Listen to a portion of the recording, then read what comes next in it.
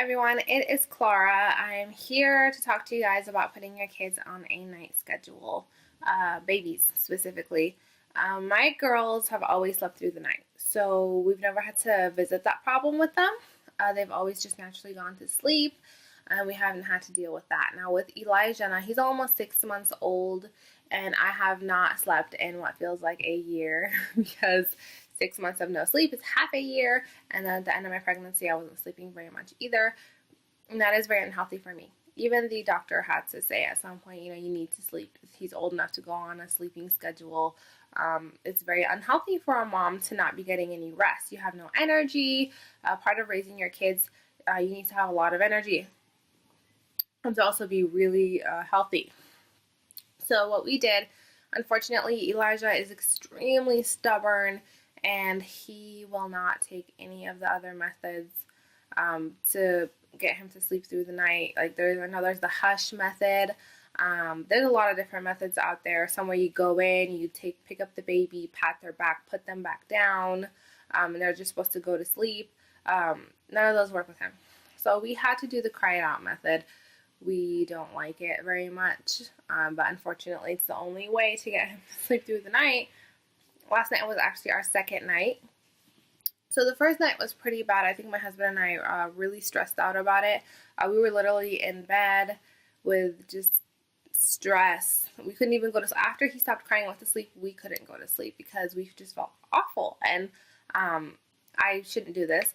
I wouldn't let my husband comfort me because I felt guilty. You hear your baby crying so hard and you're not going to them, and then you got your husband like, hey honey, let me rub your back, so you can feel better. And I'm like, I don't deserve to feel better. He's over there alone with no cuddling, no comforting. Don't comfort me. You just don't want to be comforted because you almost feel like you don't deserve it. You get really frustrated.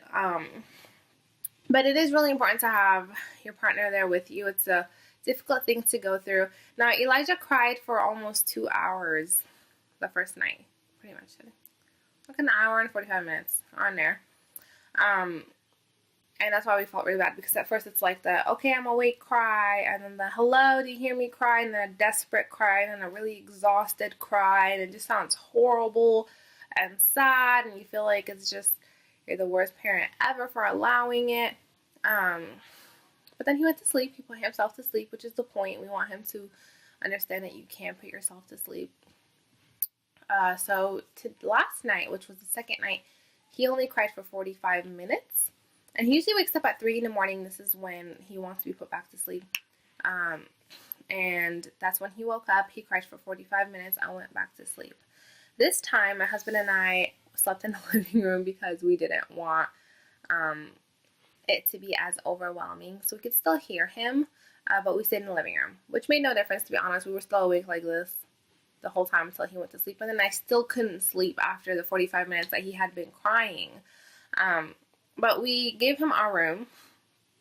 The reason being, the girls share a room, and his crib is in there as well.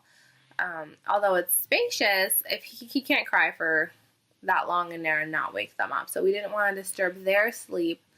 So instead we put him in our room, and my husband and I have been having little sleepovers the past 2 nights in the living room. So after the 45 minutes, he went to sleep. And this morning, he was doing great. Yesterday morning, I felt like he was mad at me. My husband thinks I was being overly dramatic. Maybe. I don't know. I felt like he was pretty mad at me.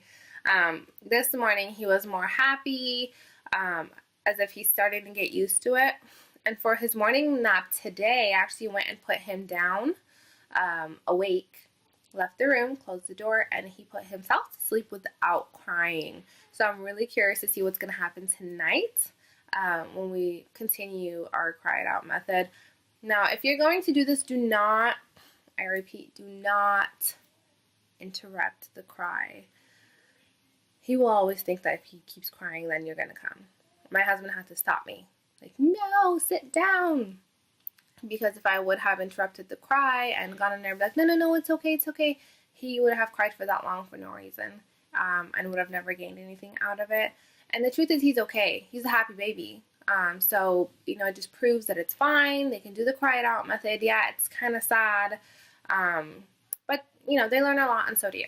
And that's okay. And this is Elijah. Say hi, Elijah. Hello.